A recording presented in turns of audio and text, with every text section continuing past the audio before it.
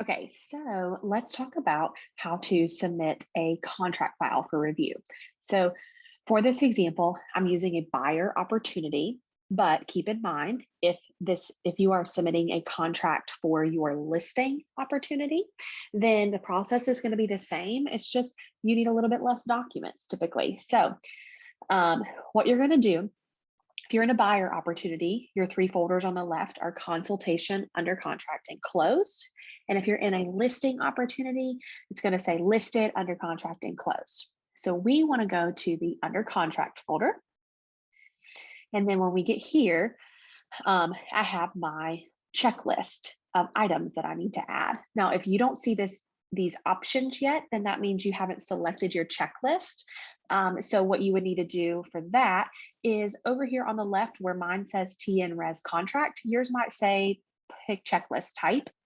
And you'll click that and choose the checklist that corresponds with the type of transaction that you're doing. That's going to give you the correct placeholders for the items that you need to upload. So mine is TN Res Contract. So when you're in here, over on the right, you're going to choose where you're going to attach files from. So you can attach them from your computer. If anything is downloaded on your computer that you need to manually upload, for example, things like the MLS printout, that would typically be how you upload that. Or if maybe you had gotten some paperwork signed in person as opposed to with e-signature and you had just saved it to your computer, you could upload it this way. Typically, you're going to be choosing in this drop-down menu DocuSign though, and that's going to allow you to upload directly from the DocuSign room that you have created. So when I select DocuSign, and of course, as a reminder, if you need to go into your DocuSign room for any reason before you start uploading things, maybe you need to just make sure everything's there, you've got all your signed documents back, you can always click the Go to Transaction button up here in the right. So when we are uploading our documents and we have DocuSign selected, you're going to have drop-down menus for each item. And you're going to select the document from those drop-down menus. So for example, on this first one, if I click residential sales file checklist, and I click this, I can either scroll through this list or I can start typing. Now, what I want to point out about something like the checklist is you'll see that it actually doesn't show up. Now, DocuSign and Command are helping to filter out so that you only see these PDFs or signed versions of documents in this list to choose from, as opposed to those original forms that it keeps. Because since it keeps the original form, sometimes it can get a little confusing if you're just trying to figure out which one to add. So it filters those out for you, which is super helpful. So to get the checklist, what you need to do is click these three dots in the top right, select Include DocuSign Forms, and then if I come back to this list and type checklist, you'll see that it shows up for me. So it's just that the checklist is a form that just stays a form since you are just constantly filling it out, but it's never signed by anyone, so it never becomes a flat PDF. So I'm going to click that, and then I'm going to go back to those three dots and uncheck that because I shouldn't need that anymore. Now I'm going to skip over MLS pending printout for now because I'm just pulling things from DocuSign. So of course this is important. We are going to come back and add that, but right now I want to just pull in the forms. So I'm going to do my buyer rep next, and I'm just going down the list. Now, like I said, I like to type it in there. You can also scroll through the list too. So if it is a DocuSign form, meaning that you created the form in DocuSign and got it signed, you generated it, then it's typically going to be named exactly how the form is named over here on the left. If it is something that you received from another agent or has been back and forth between you and another agent, it'll be a PDF that might be named however the agent named it or how you named it. For example, any of the associated documents. So when we get to those, you'll see, but an example is like the purchase and sale agreement here. So here, if I type in purchase and sale, it's not there, but actually it is. It's just that the agent named it PASA bound. So that's what we want to upload. And especially because with your purchase and sale agreements or counter offers, they're going back and forth a lot. And then you've got a new version when it's bound. So you want to make sure that the version you're uploading is always the bound agreement. So if you're not sure what it was named, you can also just click this and scroll through that list and find it.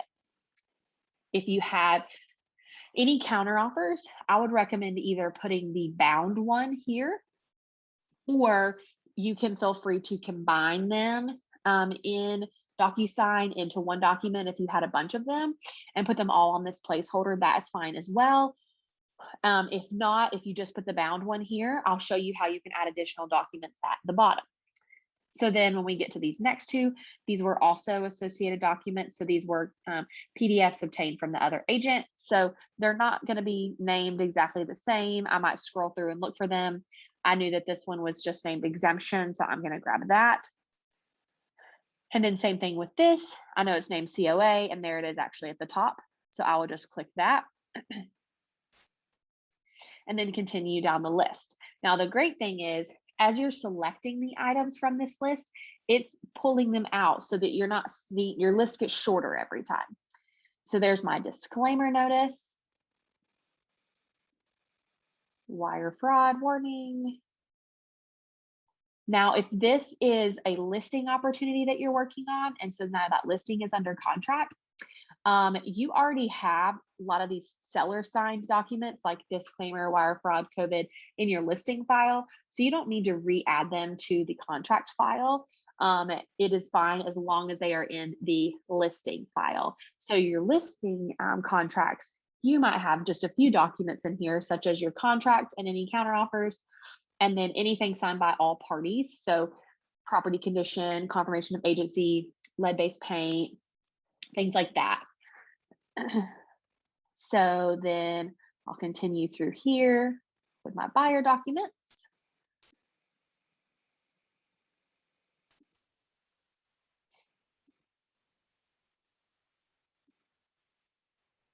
If there was a home warranty on it, you could put that on here. If not, don't worry about that. And then if we are holding earnest money for it, Chloe will actually put the deposit slip here for you. So it will be just a copy of what's downloaded from our bank that shows that it clears our bank account. So she will add that in here for you, usually with just in a couple days of it being deposited. And then last one is our broker fee addendum down there. So now I'll scroll back up and we want to add our MLS printout. So I don't have that in DocuSign because there's no need to download it from Navica, put it in DocuSign, and then pull it to command. You can just download it from Navica to your computer and upload it manually. So I'm just going to go back to my drop-down menu and change to my computer manual. And then I'm going to either click browse over here, or I can drag the file onto it. So I'm going to click browse. That's going to open my downloads folder, and I'm going to look for my MLS pending printout and add that. And then I have everything I need for this file. So if you have documents that maybe weren't a part of this checklist, so things that don't always apply to a transaction, maybe you have a bunch more counter offers, or you have amendments or addendums, or maybe you have a personal interest disclosure, FHA or VA addendum, anything like that, that also needs to be submitted to the office, then how you can add that is the three dots over on the right, and then add document. This will allow you to add anything else you need. So you could say FHA addendum, and in this drop-down menu, you would just choose a document type. If none of these apply, there is an other option at the bottom that you can use. For this one, I'm going to choose addendum, and then you can either upload that manually, or you can go from DocuSign again.